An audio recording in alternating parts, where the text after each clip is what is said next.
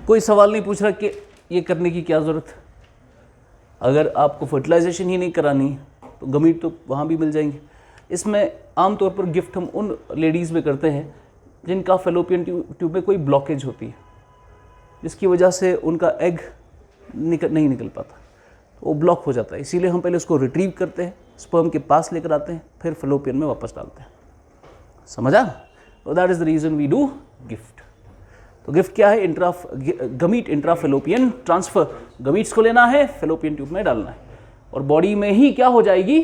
Fertilisation. बस इतना ही। नेक्स्ट,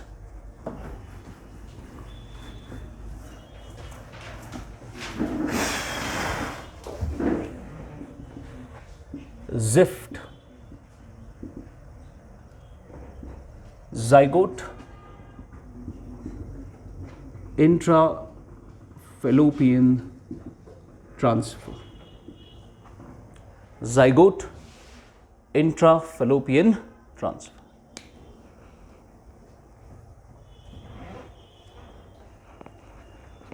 ठीक है, zygote intra fallopian transfer.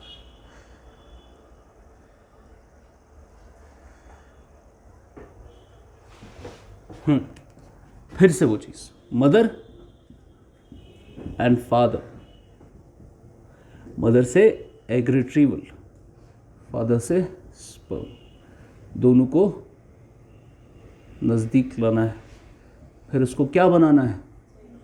Zygote. फिर इसको ट्रांसफ़र कहाँ करना है? फेलोपियन ट्यूब में। वो ट्रांसफ़र हो रहा था यूटेरस में, ये कहाँ होगा? फेलोपियन ट्यूब में, आईवीएफ। क्या मैं कह सकता हूँ यहाँ पर फर्टिलाइजेशन बॉडी के बाहर हुई है ना? ये एक तरीके का आईवीएफ ही है। यहाँ पर फर्टिलाइजेशन होती है आउटसाइड द बॉडी, इसीलिए ये इन विट्रो है।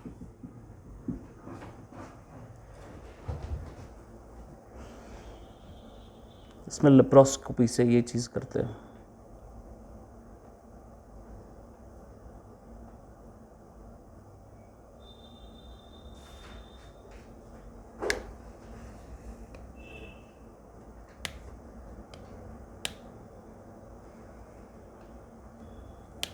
ठीक है, क्लियर है? Next,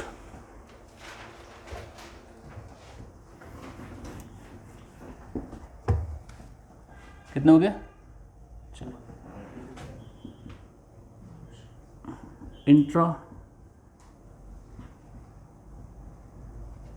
cytoplasmic sperm injection. Intra cytoplasmic sperm injection.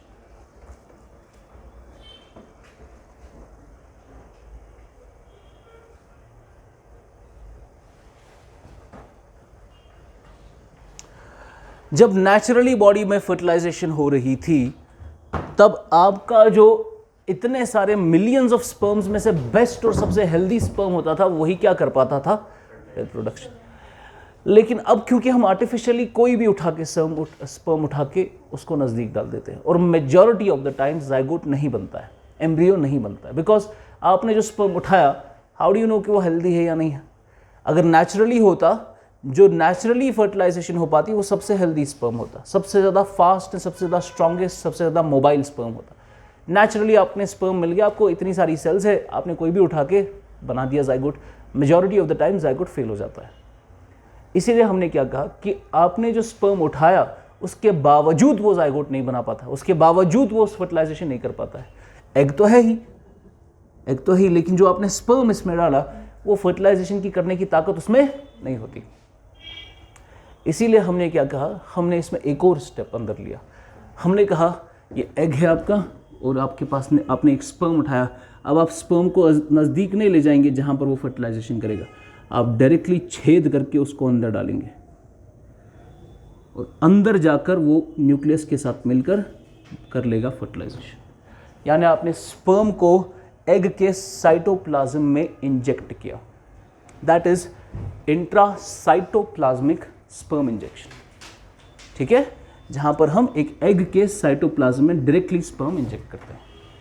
इसका मैं आपको वीडियो दिखाता हूँ। लिखो पहले, intracytoplasmic sperm injection, it is a special form of IVF। यहां पे फर्टिलाइजेशन कहां होगी? बॉडी के एग के अंदर इंजेक्शन करोगे, बॉडी के अंदर, मतलब बॉडी के अंदर ही एग है और वहीं इंजेक्शन करोगे सीधे। पहले एग बाहर निकालना है ना, बाहर लेबोरेटरी में इंजेक्शन करना है, फिर जाके बॉडी में डालना है। समझ गया आप? ये बॉडी के अंदर पॉसिबल, ये भी IVF है, ये बॉडी के बाहर होगा। It is a special form of in vitro fertilisation.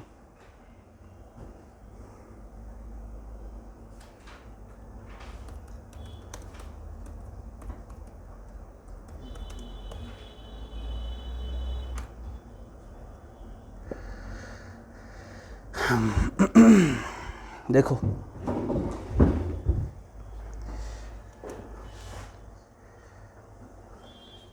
नजर आ रहा है?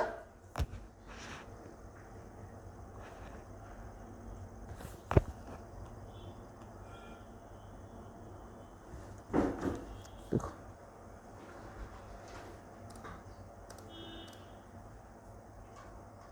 ये आपका एग है,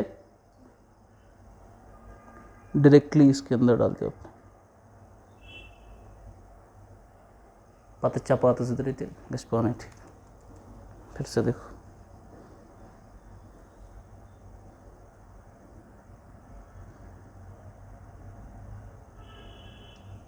देखा? This is your sperm injection.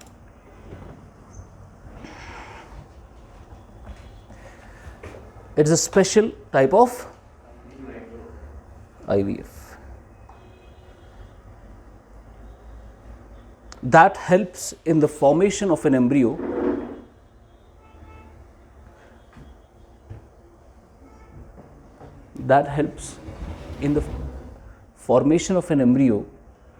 by direct injection of the sperm into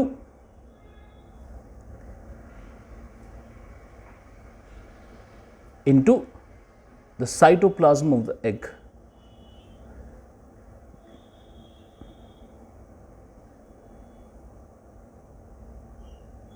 Cytoplasm of the egg.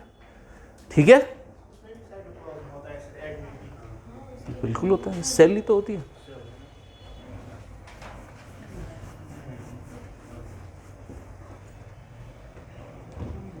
कितना हो गया? लास्ट,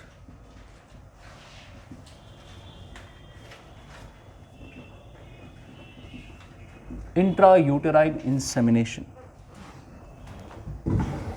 इंट्रायूटेराइन इंसेमिनेशन,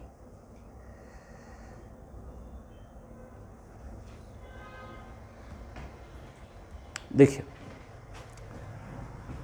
फिर से आपका एग काफी दूर और स्पर्म को काफ़ी लंबा रास्ता करना है ना, और मेजॉरिटी वो रास्ते में ही मर जाते हैं। तो हमने क्या सोचा? हमने सोचा कि एग को बाहर निकालना है, फिर टेस्ट ट्यूब में डालना है, फिर इसमें भी काफ़ी बार फेलियर होता है। तो ये करने से बेहतर है एग को वहीं रहने दो, स्पर्म को उठा के डायरेक्टली यूटेरस के पास डाल दो, वहाँ से उसका आधा रास्ता हम कर देते हैं, आधा रास्ता वो खुद कर लेगा। ठीक है? क्योंकि आपका लंबा रास्ता है तो आधा रास्ता हम खुद उसको छोड़ देते, इंजेक्ट कर देते यूटेराइन में, वहाँ से वो फिर फर्टिलाइजेशन खुद करेगा। ठीक है? तो हम बहुत सारी स्पर्म सेल्स को लेकर इंजेक्ट करते हैं यूटेरस में, जहाँ से वो फिर आगे का रास्ता खुद निभाता है। That is your insemination. Insemination हो गया स्पर्म को इंजेक्ट करना, कहाँ में? यूटेरस में। ठीक है? तो हम इसको थोड़ा आधा रास्ता इसका कवर करके दे देते हैं, बाकी वो खुद फर्टिलाइजेशन करता है।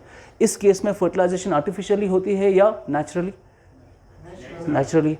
बॉडी के अंदर होती है, बॉडी के बाहर? बॉडी के अंदर, इन वीवो, है ना? लिखो, intrauterine insemination is the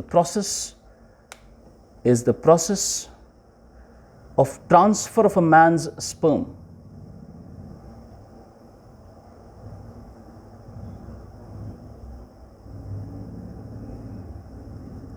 transfer of a man's sperm into woman's uterus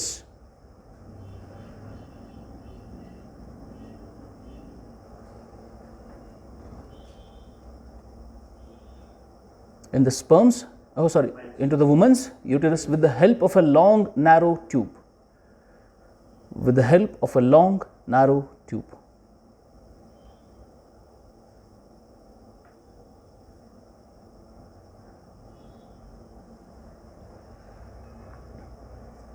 Moreover, it is possible to apply this method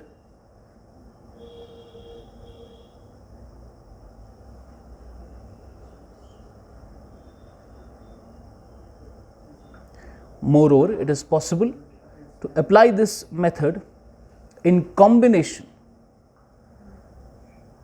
with stimulation of ovum. In combination with stimulation of ovum, OVUM, full stop. Together, the processes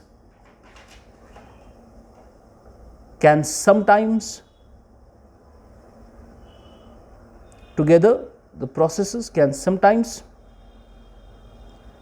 increase the chances of pregnancy.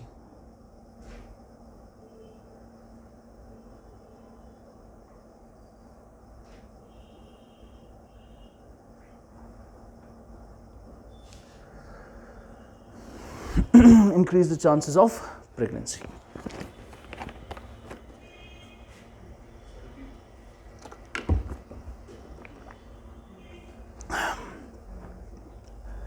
Repeat करना है. Intrauterine insemination is the process of transfer of man's sperm into a woman's uterus with the help of a long narrow tube. Moreover, it is possible to apply this method in combination with the stimulation of ovum.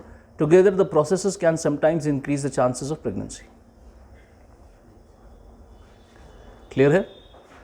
Okay. Next, 3-parent baby.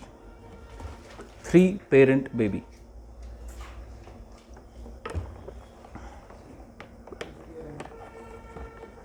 Three parent, 3 बाप का, 3 माता पिता का बच्चा.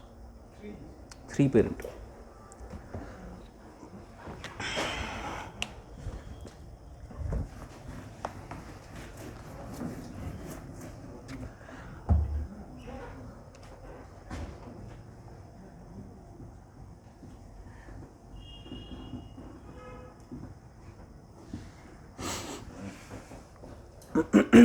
ठीक,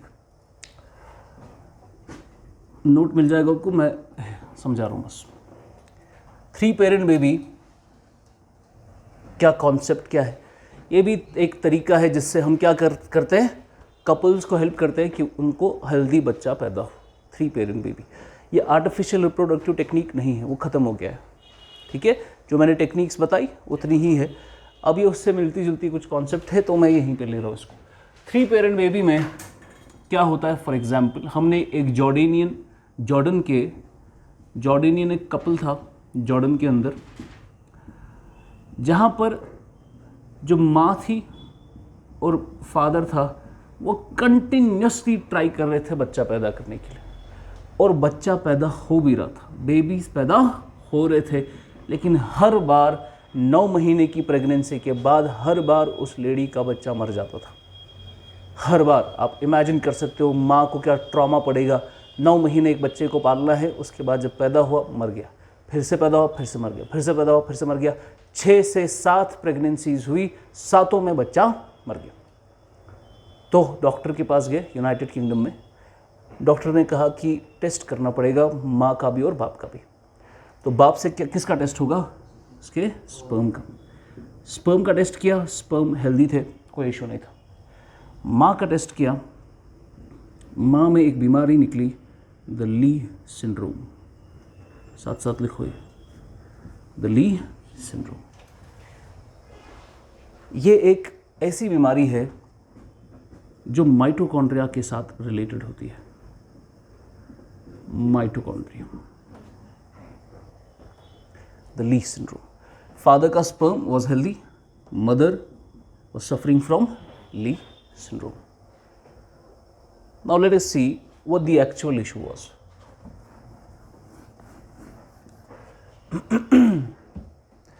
देखो आपकी ये सेल है, सेल में जो जेनेटिक मटेरियल है डीएनए कहां पर होता है?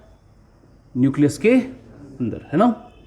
न्यूक्लियस के अंदर there is a complete set of DNA, there is a complete set of DNA, यानी इंसान का जितना डीएनए मटेरियल, जितना जीन्स है, जितने आपके जेनेटिक्स है, वो सारा का सारा कहां पर है? न्यूक्लियस के अंदर, कंप्लीट डीएनए का सेट है। इसीलिए न्यूक्लियस को हम क्या कंसिडर करते हैं? न्यूक्लियस ऑटोनोमस कंसिडर किया जाता है, क्योंकि न्यूक्लियस में क्या है? कंप्लीट सेट ऑफ डीएनए, ठीक है। लेकिन कुछ डीएनए न्यूक्लियस के बाहर भी होता है, कुछ डीएनए 0.0003% या 4% या 5%, यानी न्यूक्लियस में ही सिर्फ डीएनए नहीं होता, कुछ डीएनए न्यूक्लियस के बाहर भी होता है। किसमें? माइटोकॉन्ड्रिया में। किसमें? माइटोकॉन्ड्रिया। अब माइटोकॉन्ड्रिया न्यूक्लियस के बाहर एक सेल्यूलर ऑर्गेनल है, इसके अंदर कुछ इनकम्प्लीट डीएनए होता है, कंप्लीट सेट नहीं बल्कि इनकम्प्लीट डीएनए, इनकम्प्लीट डीएनए, ठीक। अब क्योंकि ये कंप्लीट सेट ऑफ डीएनए है इसलिए हम उसको ऑटोनोमस कंसिडर करते हैं। क्या आपका माइटोकॉन्ड्रिया ऑटोनोमस है? नहीं। Why? Because it has incomplete DNA. जब हमने मां से उसकी सेल ली, हमने उसका जेनेटिक मटेरियल चेक करने के लिए सबसे पहले क्या देखा होगा? उसका न्यूक्लियस, है ना, उसके डीएनए। तो हमने क्रोमोसोम निकाले उसके न्यूक्लियस के, उसका डीएनए सीक्वेंस निकाला, पता चला कि उसका जो न्यूक्लियस का डीएनए है वो अच्छा खासा है, कोई प्रॉब्लम नहीं है। प्रॉब्लम अगर है वो किस में है? माइटोकॉन्ड्रिया के डीएनए में। और इसी प्रॉब्लम की वजह से उसके बच्चे में जेनेटिक डिफेक्ट्स हो रहे थे और बच्चा पैदा होते ही मर जाता था। वो उसके प्रॉब्लम यहाँ पर नहीं थी बल्कि कहाँ पर थी? माइटोकॉन्ड्रियल डीएनए में। ऐसी बीमारियाँ जहाँ पर माँ के माइटोकॉन्ड्रिया में कोई डिजीज़ होती है, जेनेटिक डिफेक्ट होता है, वो माँ के माइटोकॉन्ड्रियल डीएनए में होता है, न्यूक्लियस अच्छा खासा होता है, उसमें कोई प्रॉब्लम नहीं है, प्रॉब्लम माइटोकॉन्ड्रियल डीएनए में होती है। ऐसी बीमारियों को हम क्या बोलते हैं? Mitochondrial diseases, mitochondrial diseases. जैसे एग्जाम्पल लेते हैं, एल्जाइमर, नाम सुना है? सुना है? Alzheimer is a mitochondrial disease. Parkinson's disease, नाम सुना है? It's a mitochondrial disease, Parkinson's disease. यानी जिसको पार्किंसन डिजीज है या जिसमें एल्जाइमर्स है, उसका डिफेक्ट किस में है? माइटोकॉन्ड्रियल डीएनए में। क्लियर है? पार्किंसंस डिजीज ले लो या फिर एल्जाइमर्स ले लो, type 2 diabetes, it is again a mitochondrial problem, mitochondrial problem.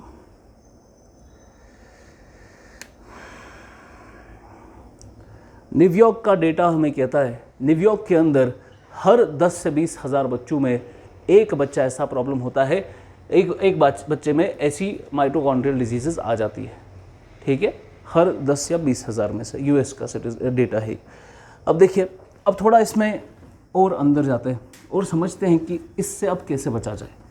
अब देखिए, जो कपल था, माँ की ये एग सेल है ना, ये माँ की एग सेल, यहाँ से स्पर्म आया और स्पर्म ने यहाँ पर फर्टिलाइजेशन की और फर्टिलाइजेशन में ये माँ का जो है माइटोकॉन्ड्रियल डीएनए जो 0.005% होता है हमारे टोटल डीएनए का, इस डीएनए की वजह से बच्चे में जाइगोट में दिक्कतें आने शुरू होगी, एम्ब्रियो में दिक्कत आ गई, बच्चे में दिक्कत आ गई, तो वो बीमार हो गया, ठीक।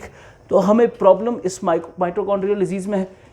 तो जब हम उस डॉक्टर के पास गए, उसने कहा कि किसी तरीके से हमें एक ऐसा सिस्टम बनाना चाहिए जिसमें माँ का सिर्फ न्यूक्लियस इस्तेमाल हो और बाप का स्पर्म इस्तेमाल हो, माँ का माइटोकॉन्ड्रिया इस्तेमाल ना हो, क्योंकि अगर माँ का माइटोकॉन्ड्रिया इस्तेमाल हो गया, बच्चे में फिर से बीमारी आ जाएगी, क्योंकि माँ को माइटोकॉन्ड्रियल बीमारी है, ठीक है ना।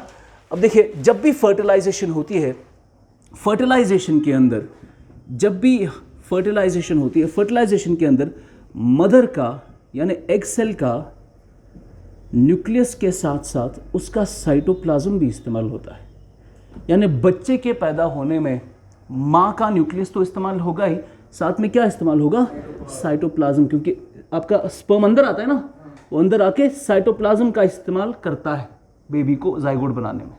यानी साइटोप्लाज्म किसका इस्तेमाल होता है? मदर की एक सेल का। फादर के स्पर्म का कोई साइटोप्लाज्म इस्तेमाल नहीं होता, फादर के स्पर्म का सिर्फ न्यूक्लियस इस्तेमाल होता है। समझा? यानी फादर का जो साइटोप्लाज्म है वो कोई कंट्रीब्यूशन नहीं करता है बच्चे को पैदा करने में। बच्चे को पैदा करने में सिर्फ मदर का साइटोप्लाज्म इस्तेमाल होता है। स्पर्म जब अंदर आता है सिर्फ न्यूक्लियस जाता है फर्टिलाइजेशन करने, साइटोप्लाज्म नहीं। साइटोप्लाज्म किसका इस्तेमाल होता है? मां का। ठीक है, तो हमेशा जब भी माइटोकॉन्ड्रियल डिजीजेस होती है वो मां की वजह से फैलती है, बाप की वजह से नहीं। क्योंकि बाप के माइटोकॉन्ड्रिया में अगर बीमारी है भी, उसका माइटोकॉन्ड्रिया इस्तेमाल ही नहीं होगा, क्योंकि उसका साइटोप्लाज्म इस्तेमाल। माइटोकॉन्ड्रिया किसके अंदर होता है? ये ना साइटोप्लाज्म, ये ना, इतना तो पता ही होना चाहिए आपको। ये साइटोप्लाज्म, उसके अंदर क्या है? माइटोकॉन्ड्रिया। स्पर्म जब अंदर आता है तो सिर्फ क्या अंदर आता है? न्यूक्लियस, यानी उसका साइटोप्लाज्म इस्तेमाल नहीं होता। जब साइटोप्लाज्म इस्तेमाल नहीं होगा तो माइटोकॉन्ड्रिया भी उसका इस्तेमाल नहीं होगा। तो बाप के अंदर अगर माइटोकॉन्ड्रियल डिजीज है, उसकी वजह से बेटे में वो नहीं जाएगी। वो किसकी वजह से जाती है? मां की वजह से जाती है। तो माइटोकॉन्ड्रियल डिजीजेस जो भी है, they follow maternal inheritance. They follow maternal inheritance. Mitochondrial diseases follow maternal inheritance. वो मां की वजह से इनहेरिट होती है। Why? Because only the egg's cytoplasm is used. Because only the egg's cytoplasm is used in the reproduction. Clear है ये point? ये मैटर नहीं? ओके, मैं फिर से बोलता हूं। देखो भाई, ये माँ की बॉडी है। बॉडी के अंदर उसका ये एग सेल है जिसमें न्यूक्लियस है, बड़ा सा बनाता हूँ। माँ की बॉडी में ये एग सेल है, इस बॉडी के अंदर क्या है? न्यूक्लियस। और ये क्या है? साइटोप्लाज्म। इसी में क्या होता है? माइटोकॉन्ड्रिया। और उसी में कभी बीमारी हो जाती है माइटोकॉन्ड्रियल डिजीज, है ना? माइटोकॉन्ड्रिया, जैसे मैंने बोला type 2 diabetes, Parkinson disease, Alzheimer's, Leigh syndrome वगैरह वगैरह। तो ये किस में प्रॉब्लम है? माइटोकॉन्ड्रियल डीएनए में। अब यहां से स्पर्म आया। अब स्पर्म जब आएगा अंदर अंदर अंदर, स्पर्म से अंदर क्या जाता है? सिर्फ उसका न्यूक्लियस। साइटोप्लाज्म स्पर्म का इस्तेमाल नहीं होता है। माइटोकॉन्ड्रिया स्पर्म का इस्तेमाल नहीं होता है। सिर्फ अंदर क्या जाएगा? न्यूक्लियस। स्पर्म का न्यूक्लियस और एग का न्यूक्लियस, स्पर्म के न्यूक्लियस में कितने क्रोमोसोम्स होंगे? 23, और एग के न्यूक्लियस में 23, तो मिलकर 46 बनाएगा ना। लेकिन वो 46 बनाने में जब जाइगोट बनेगा उसमें साइटोप्लाज्म इस्तेमाल किसका होगा? एग का, मां का, स्पर्म का। क्योंकि स्पर्म से सिर्फ क्या आता है? न्यूक्लियस। समझा? ये अपने स्पर्म कुछ ऐसे होती है, उसकी हेड होती है, टेल होती है, यहाँ उसका न्यूक्लियस होता है, यही अंदर जाता है, बाकी पीछे रह जाता है। ठीक है, इसी में 23 क्रोमोसोम्स होते हैं। तो यही हेड आपका अंदर चला गया, 23 क्रोमोसोम्स, यहाँ 23 ऑलरेडी है, दोनों मिलकर 46 बनाएंगे। और साइटोप्लाज्म माँ का इस्तेमाल होगा, माइटोकॉन्ड्रिया माँ का इस्तेमाल होगा। तो बच्चे के पैदा होने में माइटोकॉन्ड्रिया माँ का इस्तेमाल होता है। अब अगर माइटोकॉन्ड्रिया में कोई डिफेक्ट है, कोई डिजीज है, तो वो माँ की वजह से बच्चे में फैलती है, बाप की वजह से नहीं। इसीलिए मैंने कहा माइटोकॉन्ड्रियल बीमारियां फॉलो मैटरनल इनहेरिटेंस। वो माँ की वजह से बच्चों में जाती है, बाप की वजह से नहीं जाती। क्लियर है? क्लियर है? तुम्हें क्लियर हो? क्लियर हो? क्लियर हो? चलिए। तो हमने जब उस जॉर्डेनियन कपल को डॉक्टर के पास लिया तो उसने क्या कहा? किसी तरीके से अगर बच्चे को अब बचाना है तो माँ का जो माइटोकॉन्ड्रिया है वो इस्तेमाल, बाप का तो होता ही नहीं है, माँ का इस्तेमाल नहीं होना चाहिए। लेकिन माइटोकॉन्ड्रिया के बगैर आपका बच्चा पैदा नहीं हो सकता। एनर्जी तो चाहिए आपको, एनर्जी तो वही देगा बच्चे पैदा करने में, क्योंकि ये क्या आपको देता है? एटीपी, है ना? तो एनर्जी जो आपका पावर हाउस होता है सेल का, वो कौन होता है? माइटोकॉन्ड्रिया। तो उसके बगैर तो बच्चा पैदा, माइटोकॉन्ड्रिया इस्तेमाल होना भी चाहिए और नहीं भी होना चाहिए। तो उसने एक टेक्नोलॉजी निकाली by the name of spindle transfer. तो हमने क्या किया? स्पिंडल ट्रांसफर, स्पिंडल ट्रांसफर, और we call it pronuclear transfer. Pronuclear transfer. ये टेक्नोलॉजी निकाली उसने कहा बच्चा पैदा करना है, सबसे पहला स्टेप जो माँ है उससे क्या लो, एग सेल लो। तो हमने क्या ली, एग सेल, उसका न्यूक्लियस, और ये उसका माइटोकॉन्ड्रिया। बीमारी किस में है, माइटोकॉन्ड्रिया। हमने कहा कि माँ से, माँ कपल का बच्चा पैदा कर रहा है तो माँ का सारा जेनेटिक मटेरियल न्यूक्लियस में मिल जाएगा हमें, है ना, मिल जाएगा। हमने इससे न्यूक्लियस बाहर निकाला, सिर्फ न्यूक्लियस क्या निकाला, बाहर। तो एग से हमने क्या निकाला, न्यूक्लियस बाहर निकाला, तो न्यूक्लियस मिल गया आपको। सेकंड, स्पर्म चाहिए आपको, तो आप फादर के पास गए, फादर से क्या मिली, स्पर्म सेल। वहां से जो आपको मिलेगा वो तो न्यूक्लियस ही देगा ना। तो यहां से स्पर्म से न्यूक्लियस मिला आपको, यहां से एग का न्यूक्लियस मिला। अब आपको क्या चाहिए, सेल चाहिए, साइटोप्लाज्म चाहिए, माइटोकॉन्ड्रिया चाहिए, है ना। न्यूक्लियस माँ का भी है, न्यूक्लियस बाप का भी है। 23 इसके पास क्रोमोसोम्स, 23 इसके पास। अब दोनों को मिला के 46 करना है, लेकिन किस में करेंगे, कुछ तो चाहिए आपको। ये इस्तेमाल नहीं कर सकते क्योंकि इसमें क्या है, माँ का डिफेक्टिव माइटोकॉन्ड्रिया है। तो हमने क्या किया, हम एक तीसरी माँ के पास गए, डोनर मदर के पास। डोनर मदर, एक तीसरी माँ, उससे हमने देखा क्या उसका माइटोकॉन्ड्रिया ठीक है। हमने कहा हुआ उसमें कोई बीमारी। तो एक डोनर हेल्दी मदर से हमने उसकी एग सेल ली। एक डोनर मदर से हमने उसकी एग सेल ली, एग सेल डोनर मदर से ली, तो ये उसकी एग सेल है, ये उसका माइटोकॉन्ड्रिया। अब इसमें इसके 23 क्रोमोसोम्स है ना डोनर के, क्या हमें इसके क्रोमोसोम्स चाहिए, तो हम इसका क्या निकालेंगे बाहर, न्यूक्लियस निकाला इसको बाहर। अब ये क्या है, बिना न्यूक्लियस वाली एग सेल बनी ना।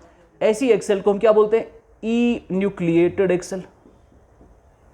ई न्यूक्लिएटेड एग सेल, ई न्यूक्लिएटेड एग सेल हो गई बिना न्यूक्लियस के एग सेल। आपने निकाला न्यूक्लियस बाहर, क्योंकि आपको डोनर वाले क्रोमोसोम्स की जरूरत नहीं है। आपके जितने क्रोमोसोम्स चाहिए वो ऑलरेडी आपके पास है। आपने एक डोनर मदर से उसका न्यूक्लियस बाहर निकाला। अब जो आपके पास बचा बिना न्यूक्लियस के एग सेल है।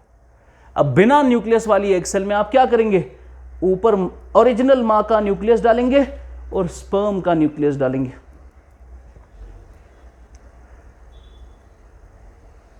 ठीक है। अब 23 के माइटोकॉन्ड्रिया भी हेल्दी है। अब यहां से जाइगोट पैदा होगा, जाइगोट से एम्ब्रियो बनेगा, एम्ब्रियो से बेबी पैदा होगा। ये बेबी आपका 3 पेरेंट बेबी है।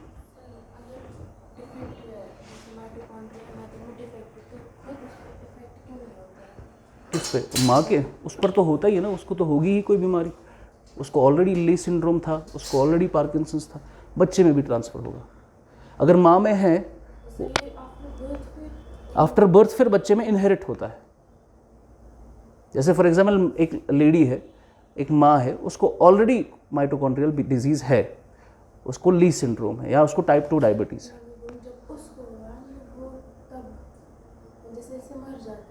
हाँ, किन की डेथ नहीं होती है,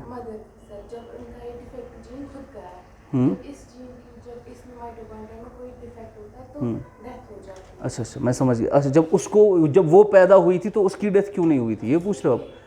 माइटोकॉन्ड्रियल डिजीज में हर एक की डेथ नहीं होती है।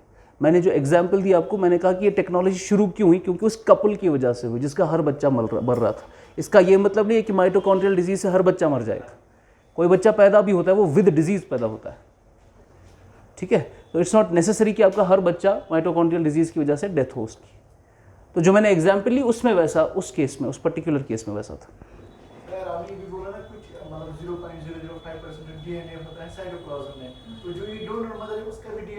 यस, इसीलिए इसको 3 पेरेंट बेबी कहते हैं, क्योंकि इस बच्चे के बनने में 3 पेरेंट्स का इन्वॉल्वमेंट होता है। एक तो इसका डीएनए, दूसरा इसका डीएनए और 0.005% इसका डीएनए। ठीक है, तो ये जो बच्चा पैदा होगा ये सिर्फ इन दोनों जैसा नहीं होगा, इसके कुछ फीचर्स इसके जैसे भी होंगे। इसीलिए इसको क्या कहते हैं, 3 पेरेंट बेबी। समझा? फिर से रिपीट कर रहा हूं। तो स्पिंडल ट्रांसफर या प्रोन्यूक्लियर ट्रांसफर में हमने क्या किया, मदर की एक्सेल ली, मदर की एक्सेल में प्रॉब्लम किस में है, माइटोकॉन्ड्रिया, उसको उधर ही रखा। हमें क्या चाहिए, सिर्फ न्यूक्लियस, तो न्यूक्लियस बाहर निकला। माँ का, बाप का स्पर्म लिया, उससे न्यूक्लियस मिला, 23 इधर है, 23 इधर है। अब सिर्फ एक अच्छी सी सेल चाहिए आपको। सेल किससे ली? एक डोनर हेल्दी मदर से, उससे सेल ली, उसका न्यूक्लियस आपको नहीं चाहिए, उसका न्यूक्लियस दफा कर दिया, आपको बिना न्यूक्लियस के सेल चाहिए। बिना न्यूक्लियस की सेल क्या होती है? ई न्यूक्लिएटेड एग सेल। अब ई न्यूक्लिएटेड एग सेल में बाप का स्पर्म का न्यूक्लियस और माँ का न्यूक्लियस दोनों ऐड किया, आपको जाइगोट मिला, जाइगोट से एम्ब्रियो, एम्ब्रियो से बेबी, हेल्दी बेबी। अब इस बच्चे में माँ का न्यूक्लियस, बाप का मटेरियल और डोनर मदर का माइटोकॉन्ड्रिया इस्तेमाल हुआ है। That is why it is a 3 parent baby. और इस टेक्नोलॉजी को हम माइटोकॉन्ड्रियल डोनेशन भी कहते हैं। Mitochondrial donation. इसमें किसने डोनेट किया माइटोकॉन्ड्रिया? अपना donor mother cell. We call it mitochondrial donation, या हम इसी टेक्नोलॉजी को कहते हैं। क्या मैं कह सकता हूं एक तरीके से हमने इस टेक्नोलॉजी का इस्तेमाल करके माइटोकॉन्ड्रिया को रिप्लेस ही कर दिया? It is also known as mitochondrial replacement therapy. Mitochondrial replacement therapy, mitochondrial replacement therapy.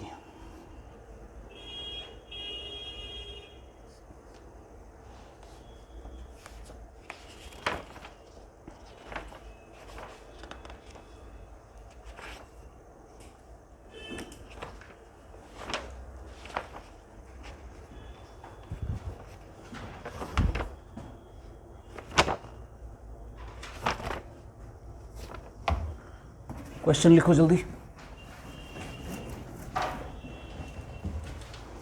In the context of recent advances, in the context of recent advances in human reproductive technology, in the context of recent advances in human reproductive technology, in context of recent advances in human reproductive technology, comma, pro-nuclear transfer is used for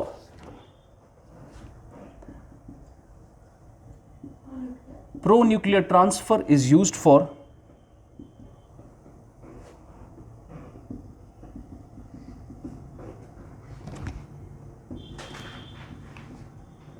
लिखो जल्दी। पहली statement is used for, पहली statement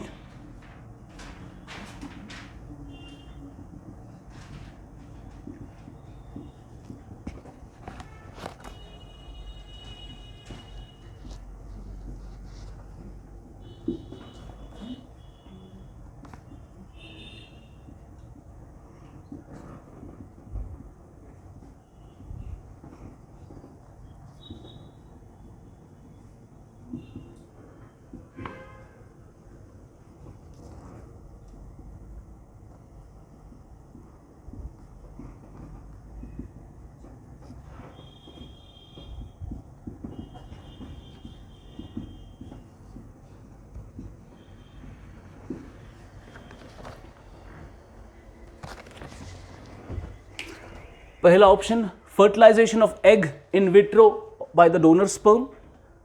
Number 2, genetic modification of sperm producing cells. Number 3, development of stem cells into functional embryos. Number 4, prevention of mitochondrial diseases of offspring. करके दो, कौन सा option? जोर से। 4, आसिम।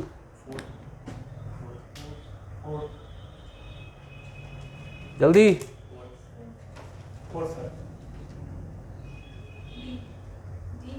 हाँ, आप ताहिर,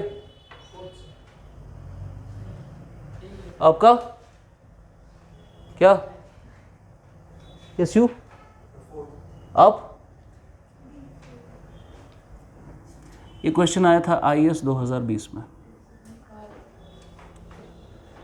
इजी था ना?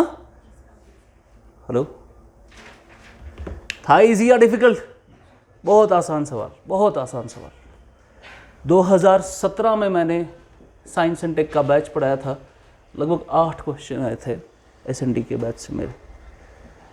ठीक है, बहुत इजी क्वेश्चन। ये टॉपिक मैंने पहली बार 2017 में पढ़ाया था और 2020 में पूछा है उन्होंने। ठीक है, ऐसे ही सवाल आते हैं, वो डायरेक्ट सवाल आते हैं। ये भी आपको पहला समझ आ गया होगा, fertilisation of egg in vitro by the donor sperm, है ना, इन विट्रो वगैरह, ऐसे स्पर्म प्रोड्यूसिंग सेल। ये स्टेम सेल का टॉपिक समझ नहीं आया होगा आपको, स्टेम सेल हमारा अगला टॉपिक है। और ये था आपका माइटोकॉन्ड्रियल डिजीजेस। ठीक है, अगले लेक्चर में कंटिन्यू करते हैं। अपना प्रोसेस सब कंप्लीट कर लो, डॉक्यूमेंट्स जिसको देना है फॉर्म वॉर्म भर दो, बिकॉज जितना आप जल्दी करेंगे उतना मैं जल्दी नोट्स शेयर कर पाऊंगा, फिर हमें बिल्कुल भी लिखने की ज़रूरत नहीं है। क्वेश्चंस भी ऑलरेडी मैंने शेयर कर दिए, नोट्स मिल जाएंगे। एडमिशन प्रोसेस कंप्लीट करो। बंद करो इसको।